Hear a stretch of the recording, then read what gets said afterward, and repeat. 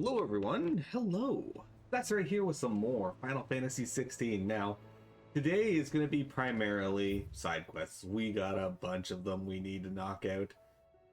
And we're going to start with the ones here in the hideaway, and then we'll work our way out from there. The first ones we're going to start with, I guess, are the ones on the table over here. And then we will, hopefully, get everything we need. We got a couple letters to read. But, hello everyone! It is Friday. It is the last day of my vacation for 2 weeks, and then I go back on vacation. Thanks again for helping get the dungeon in order. Had you not rode gallantly to our rescue, I reckon poor Owain and them lot would still be stuck stilling Blightwater over a bonner. There's always room for improvement, though, so don't get your knickers in a knot if come knocking at your chamber door looking for more spheres and ash and whatnot. That's right, Mira. That's right. The courage to fight. What happened in Eastpool with the Bearers and the Guardians has been a long time coming. I'm proud that it could finally happen here in Rosaria. The Duchy of Old maybe no more, but Archduke Elwin's dream of still burns in the hearts of many. And it is through victories such as these that the fires will spread. This is only the beginning, Clive, but a fine beginning it is.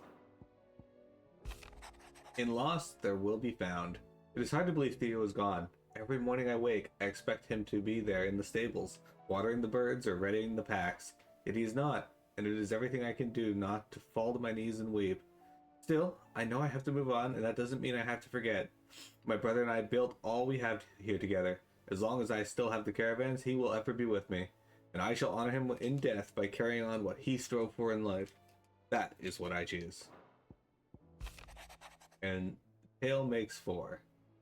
5. There's but one crystal left that needs cracking, and but one man to do it. See that you don't miss. Otto. Well, Otto, we actually didn't miss. We got it.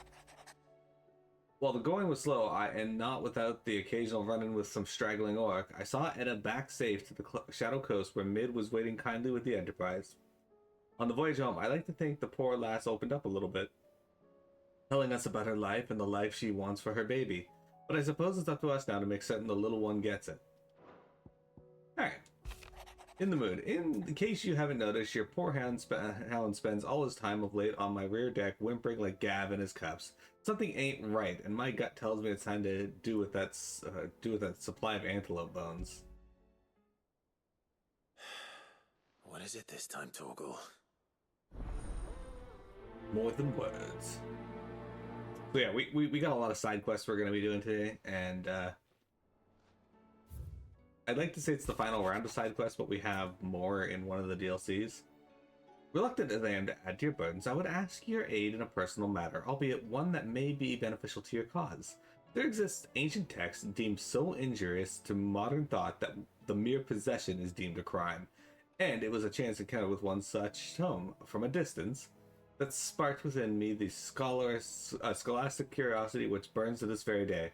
I wish to enlist your aid in reclaiming the text. Should you require further incentive, know that I am willing to offer compensation for services rendered. Okay, so we're going to do the Torgal quest first. This is no mere adventure story. And then we're going to do Vivian's quest. So, Torgal, being the faithful hound that he is our first order of business. First the skies, then the crystal. What are you doing, Torgal dog?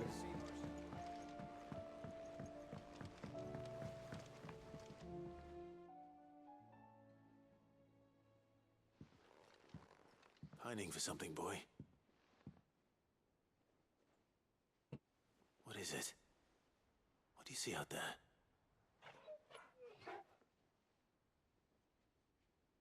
I never did ask where you got that anklet of yours.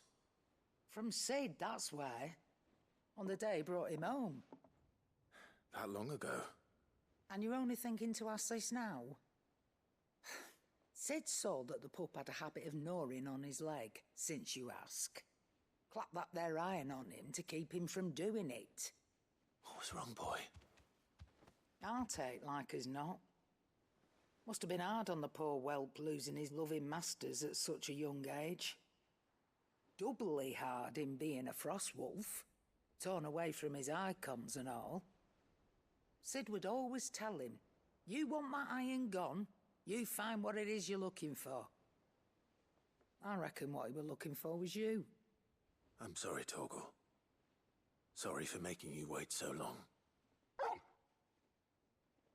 Let's get that thing off you.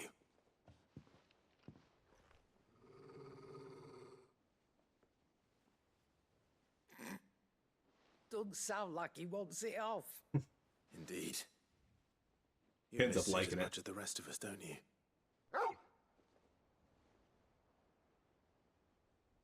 You want me to go with you somewhere?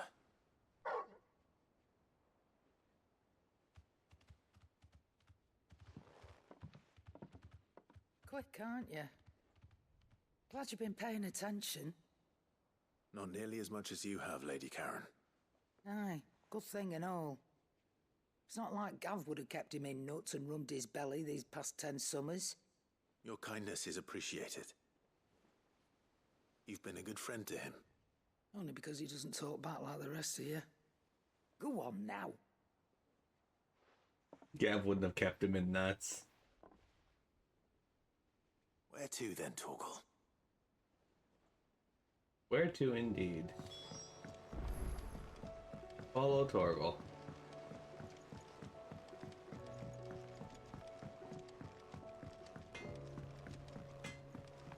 Alright, Torgal, let's do this. Where are we going? All right, Torgal. Where are you taking me? I'm going to need a little bit more than that, boy. Do you have a better hint for me? Unless you've already given me one. Back on the rear deck, you were looking west, toward Rosaria.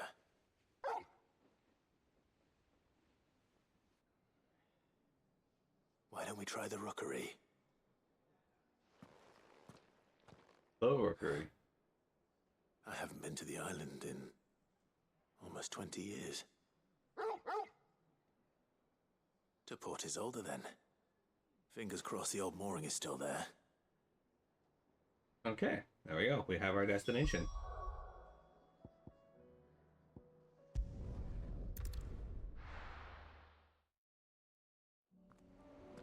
We're gonna get quite a few of what I like to call resolution quests here. Oh, I didn't notice this. Isn't that like they're like little like story resolutions for various areas plus bits with Clive and Joshua, Clive and Torgal. Still here. After all these years. A lot smaller than I remember. And you're a lot bigger. You might have to swim, boy.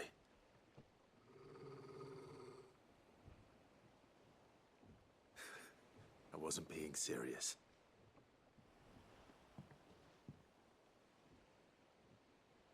I like how much personality Torgal has.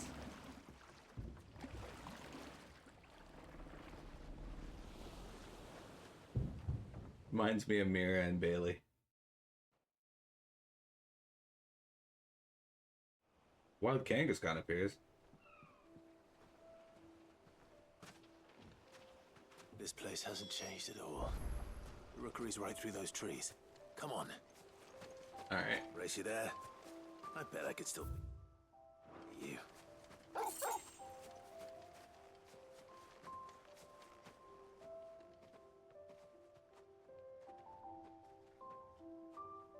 Not gonna lie, this area looks familiar.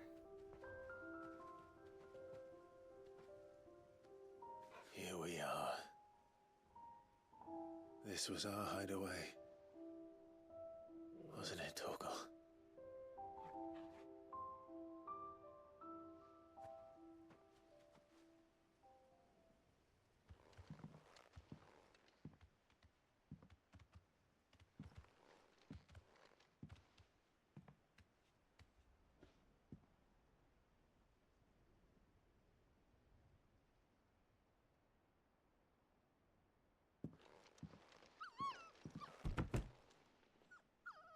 Look at that little Torgal. He's so cute. Coming here helped me to forget who I was. Or wasn't. Prince, shield. Son his mother could love. Had I been any one of those things? Perhaps.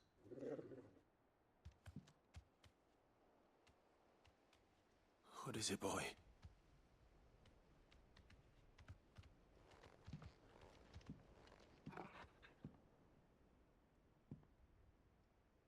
This is all from the castle.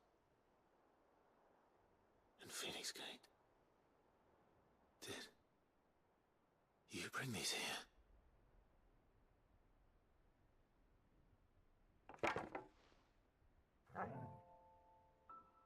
My sparring sword.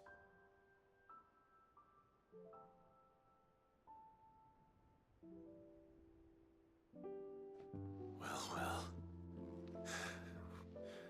You never stopped looking for me, did you, boy?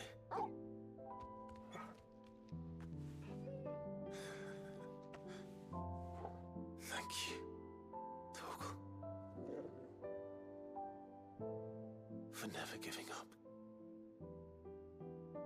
for never forgetting. Look at that pupper.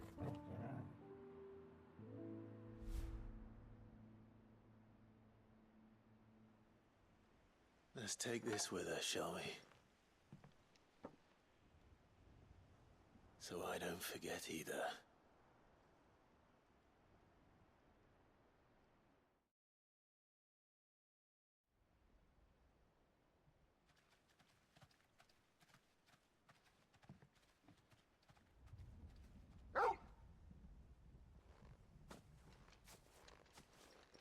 That's not the way back to the boat, Torgal. All right. I'm coming. He knows. He's bringing you over here to see I think I know where we're going. all the frost wolves he's made while you were gone.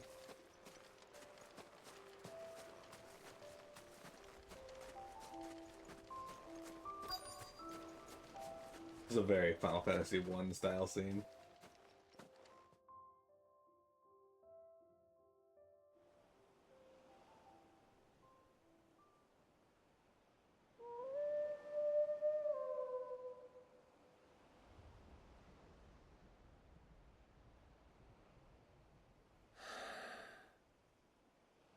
People always talk about the importance of putting the past behind you.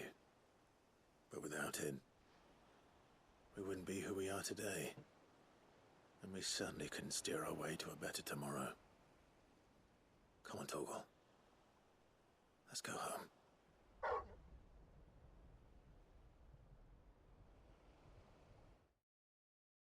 Nice touching quest. We did it.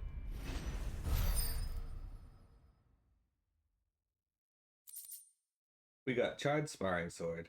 Clive's old sparring sword, salvaged by a faithful friend in the aftermath of the Iron Blood invasion 18 winters past. Remember, Clive, your blade is not your only weapon. Rodney Murdoch. And Cavill's Fang. And this is just an upgraded version. It's a +1 version. It increases Torgal's attack potency.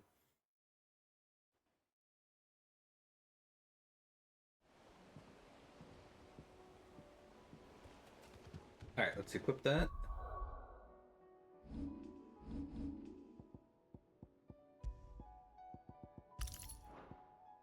And let's teleport back to base. We're gonna go talk to Vivian.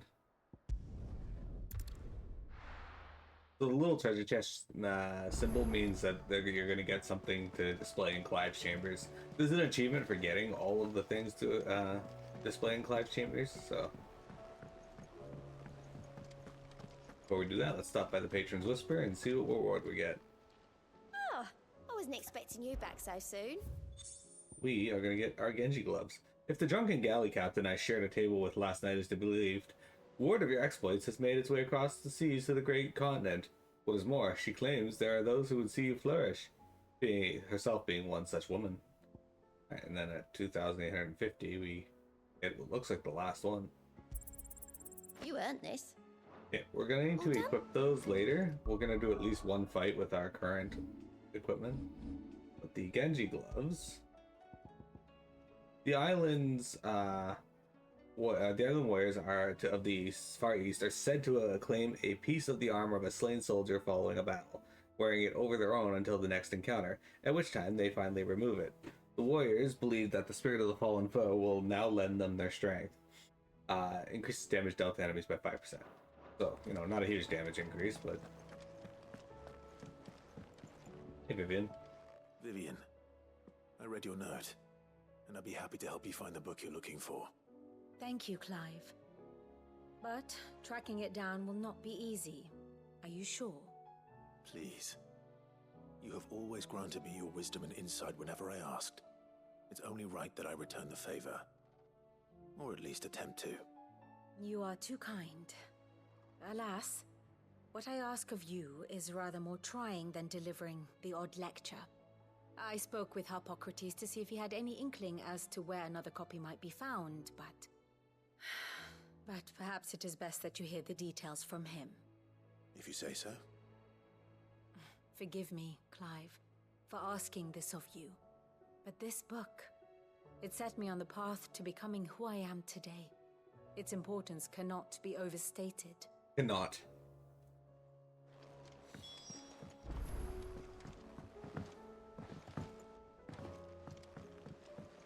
Alright, let's go see what's up, what's about this book. Oh, some of these quests also open up new hunts and whatnot, so they are worth doing in that regard as well.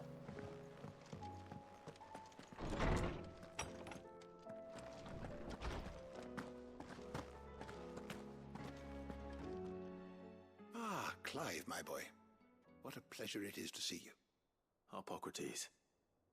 There's something I need to ask you. I've been charged with locating a book called From a Distance. Then you seek a rare gem indeed. One whose name I had not thought to hear from your lips. You've been talking to Vivian. Right as always. But she didn't seem keen to tell me very much. I take it she didn't like what you had to say. And yet I gather it did naught to dissuade her. Clive, if the young professor has tasked you with obtaining a copy, I fear she asks the impossible. The executors would not allow it. The executors? Coveters of Secrets, a clandestine organization committed to the collection and intenebration of forbidden texts and technologies.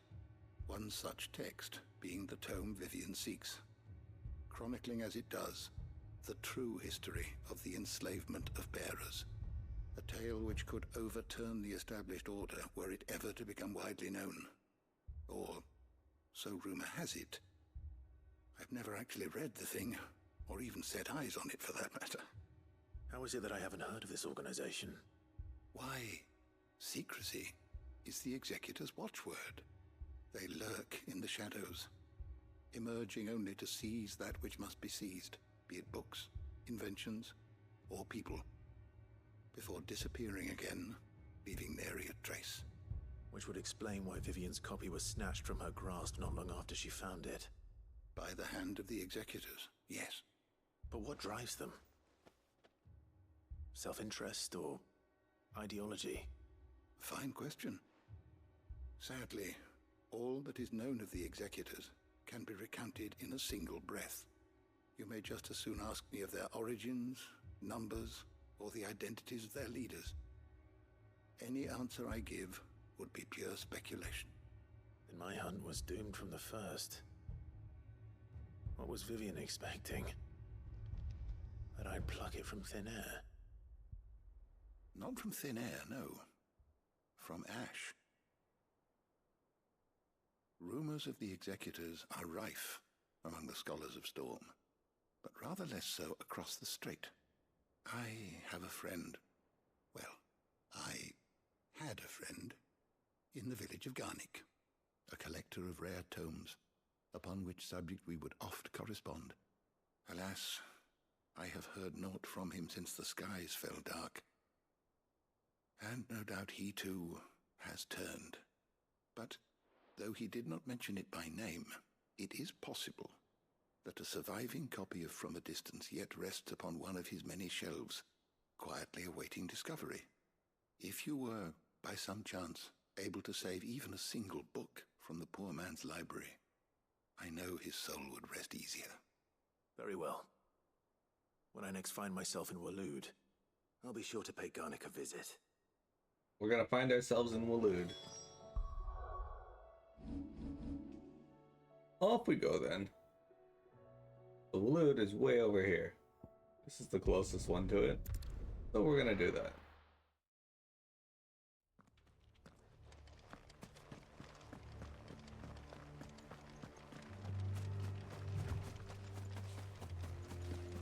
Stop and beat up these wolves while we're on our way. Might take a while.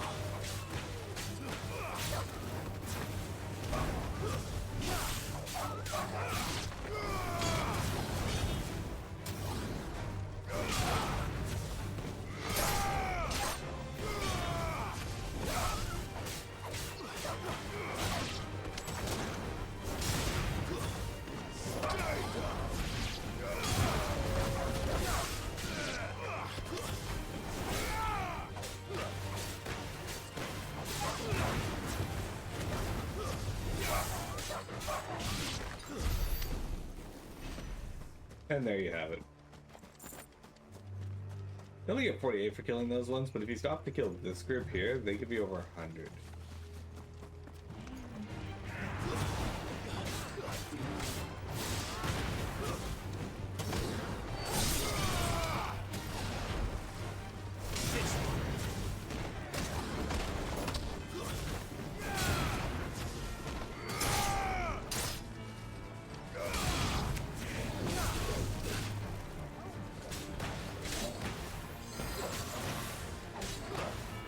What's wrong with my controller? Why is it...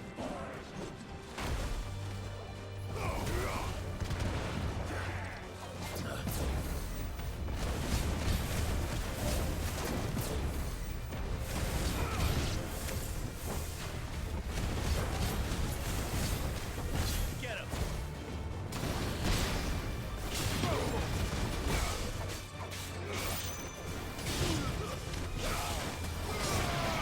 Got him. I don't know, I just like beating on things in this game. It's weird. It's a failing of mine, I guess. Anyway, the village of Garnick, we were actually nearby before, but we didn't go in. Because there's no real reason to. Except for when you're here for side quests. So, if I remember correctly, there's one or two quests that take us to this place. Abandoned. Now, which house would a bookworm live in? Which house, indeed. Yeah, this house is this village is entirely empty. They've all been turned to Akashic by Barnabas, basically. Because Barnabas is a bit of a sack of shit. In fact, there's a good chance we probably killed them out on the road, or they were killed by something else. Yay, random potion.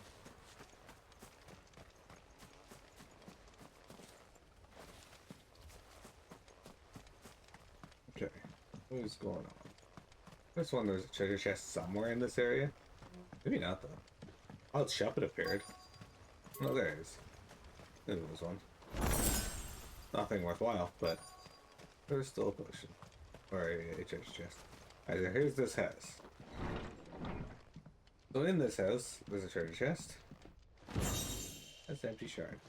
And we get to inspect the various books. Now, Royal Intelligencer Training Report. In the wake of the tragic fire at Caer Norvent in 873 V and the subsequent depletion of our most highly practiced intelligencers, all mainland strongholds were instructed to redouble training in clandestine maneuvers, improvised weaponry, and assassination techniques, and dispatch promising volunteers to Stoneair for inspection. This report details progress made by the stronghold at Garnick in reinforcing Waloed ranks of esteemed intelligencers. This is a Royal Army logbook. Did he take this from the local barracks? A complete botany of Banes. Iter or tail of wyvern, white of flower and black of root, the latter of which gives out an inky gall when cut or crushed. The tribesmen of Northern Storm prick their skin with the oaken needles soaked in such, drawing curious patterns about their arms and legs in honor of their heathen gods.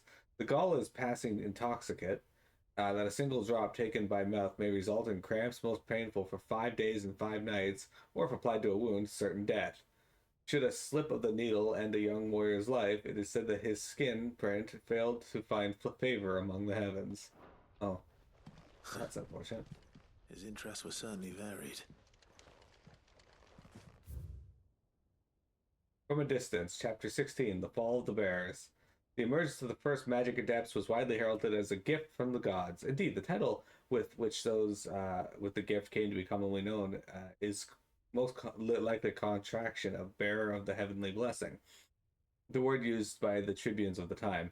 Those born with the blessing were lauded as living crystals, granted high office and plentiful reward for their status as chosen ones. Over the years, the reverence of their kind would become a full-fledged religion led by the bearers themselves, a development that would prove fateful. The divers nation of the time were unanimous in their disapproval of the founding of the church. While the authorities had for years welcomed bearers into positions of power in their own structures of the state, they were mistrusting of any organization led by bearers for bearers. Effects were immediately made to chasten the church and its followers, banning members from holding office, evicting adherents from their homes, and breaking up meetings by force. The church responded by forming a volunteer army to resist this persecution, and yet it continued, creating a cycle of ever-increasing bloodshed and rancor, and a growing rift between those born with the blessing and those without. What began with beatings and street clashes would eventually spill over into an all-out war that consumed the greater part of the twins for nigh a generation and decimated the population of men and bears both. The deluge of blood that stained the land crimson and left even more lasting mark upon the minds of the Valisthean people. After the Bears' last resistance was crushed, the nations of Valisthea came together to sign the Continental Accord that initiated the system of slavery that persists across the realm to this day. Its well-known phrase, "Bears are other than human," has its roots in the bitter war of the years before, being the unblessed only excuse for their calamitous refusal to allow the blessed to decide their own destinies. I don't think it allows you. Oh, it does. And then the last book here, The Folklorus Fabulari. The Moogle. No spirit or sprite appears more often in Valisthean folktales than the humble Moogle, though they are occasionally painted as mischievous souls, akin to pixies or imps. Most stories depict them as clumsy yet congenial spirits who delight in helping mankind with their daily labors. They are said to have sweet tooths, leading to the common superstition that one must not leave cakes or other sweetmeats uncovered overnight, lest naught remain but crumbs come morning. In appearance, they are described as beings covered head to toe in soft white fur, except the small dark wings, which they are somehow able to take flight, and the brightly colored pom-poms that protrude from the top of their heads. And yet there is one detail regarding the Moogle that most find more remarkable than even the orb that tops its brow. The fact that the creatures actually exist. Preposterous, I hear you cry. Everybody knows that Moogles are the stuff of legend. I quite agree, but every legend has its basis in truth. And in the case for the Moogle, the fact may be not so dissimilar to the fiction. Ancient bestiaries list the white mole whose feet do not touch the ground among the beasts of the realm, and the illustration beside his name? Why, it is none other than the Moogle. Of course, it is true that the creatures are not known to still survive in the twins in the modern day. Perhaps their miniature wings carried them to other climes. Perhaps they were hunted to extinction. Or perhaps, just perhaps, they do still live among us, hidden, away far from human view. But if what it says is true, I need to get this back to the hideaway. You need to get it back to the hideaway.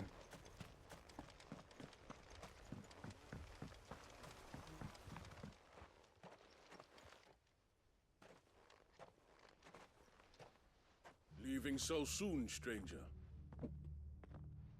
We've been watching you. Somehow this guy was able from to... a distance, so to speak. Subtle. I know who you are. Then we need not waste time on introductions. Hand me the book. Leave it in our care and return to your life. Your care? Do you mean to burn it or bury it? That is not my decision to make. But by one means or another, its contents shall be removed from the common record. Then I'll have to politely refuse. I won't let you erase our history. Then we find ourselves at an impasse. Very well. The book can just as easily be pried from your dead hand. You've been watching Clive. You know who he is, right? Alright, where'd that guy in front of me come from? Let's see, shall we? Alright.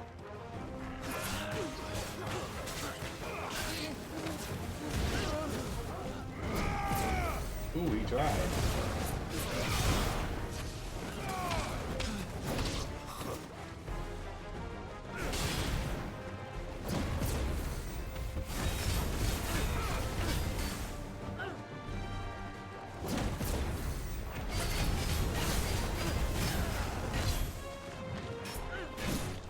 You know, you figure these kids would like have some like unique fighting style or whatnot that like sets them apart from somehow I use the post.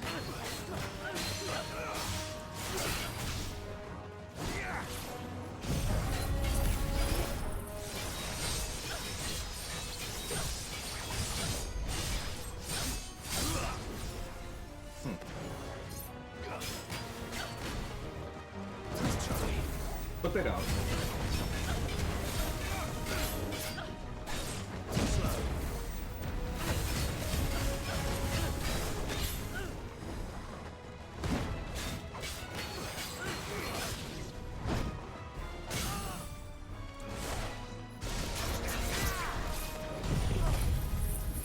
They do not.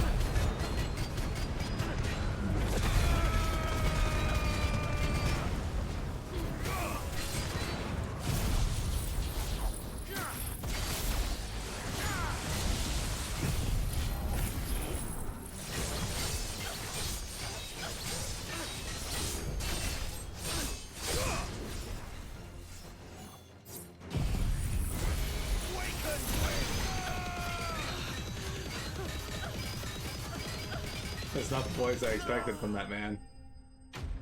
He just got fucked.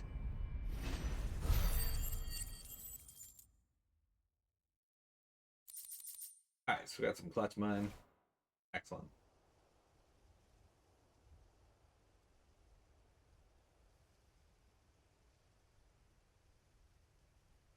Impressive. But we have other means. We shall claim the book yet. Why do you want it so badly anyway? It lays out in no uncertain terms the vanity and avarice of mankind.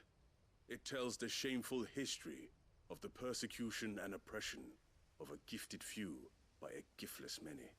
Would you say that this interpretation was correct? I don't know. You don't know. Your sword may be sharp, but your wits are dull. Oh, your wit's dull. He hasn't read the book Answer yet. for you.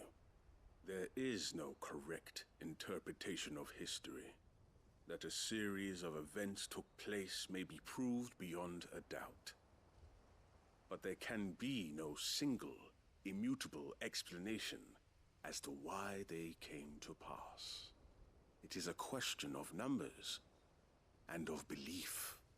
If enough people believe that a set of events occurred for a reason, that belief becomes the truth. So you're trying to control the truth. We are trying to protect people from themselves, from knowledge that would bring them naught but pain. That is all. You may keep the book, for now. The world is small. We shall meet again. Until then. What he just described hits rather close to home. Damn it. Let's get this back to Vivian. Perhaps she can explain what that was all about. Perhaps she can. Alright. So as you can see, this book is super important. Or not, depending on your view. Alright, so now that we've done that, I'm going to equip my new piece of gear. The Genji gloves.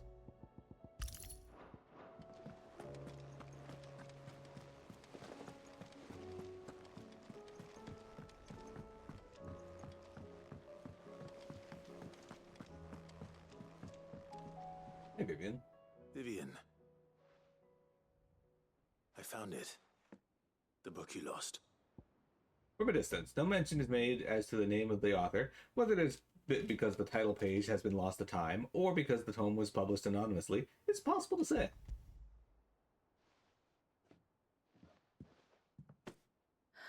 You found it. Thank you, Clive. Even though I asked this of you, I was not entirely sure it would be possible. I feared the executors had seized every copy. I met with one of these executors, and I convinced him to let me keep it. He told me something. That the truth is just a matter of collective belief.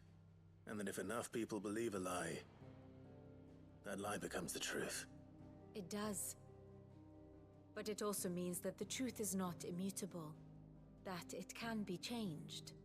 Provided that those who wish to change it can convince enough people that their perspective is the correct one.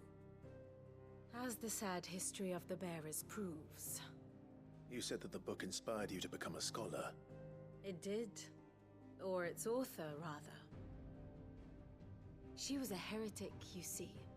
A firebrand and a dissenter. A gallows stood ready for her in every corner of the realm.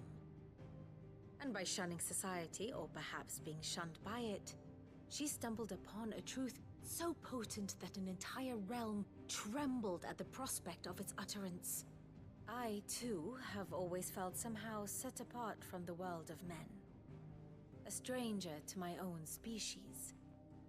She taught me that my solitude was not a curse, but a gift.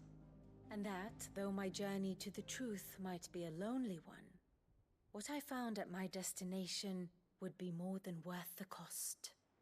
Do you still feel that way? That you're not one of us?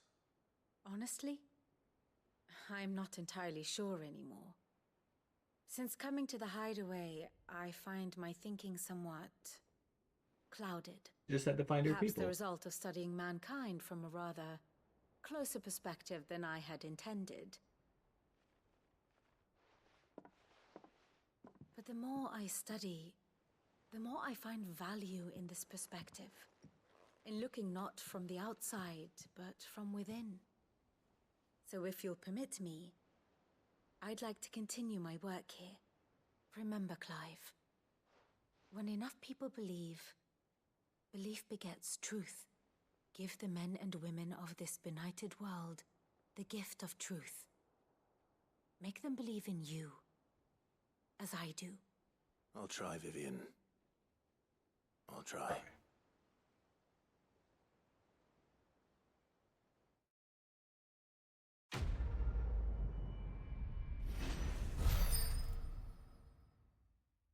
Look at that. We got our level up. Sick. Level 46. 7 now. 47. We got Scholar's Bonnet. Vivian Ninetail's scholarly headwear. Awarded to her upon the completion of her studies at the University of Canver. Give the men and women of this benighted world a gift of truth. The gift of truth. Make them believe in you as I do. Vivian Ninetails. Yay! We did it. Alright, let's take a break, guys. We'll come back and continue on with our quest. There's a new quest nearby, apparently.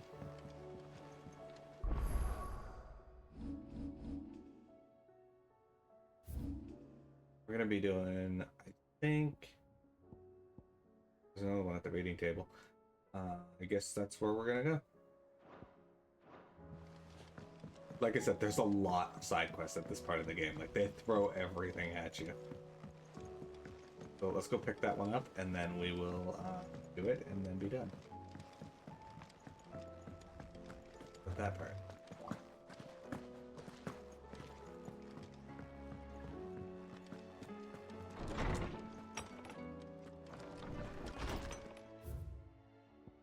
Find out. The two of you have been together for what probably feels like a lifetime now, but there's still a lot of you have to learn about that hound of yours. Aye, he'd be a step in front of a bloody raging behemoth if it meant protecting you, but that don't mean you should take it for granted. At the end of the day, he's a hound, and sometimes he just wants to pat his head and rub his belly and give him a handful of Kupo nuts. You do remember that. Yeah, Master Clive, I am aware there are matters of greater import that which demand your attention, but should you find yourself a moment, I bid you visit me in the shelves, that I might ask for a single favor concerning His Highness, Prince Dion. Alright. It's usually me making demands of Hippocrates. I wonder what this is about.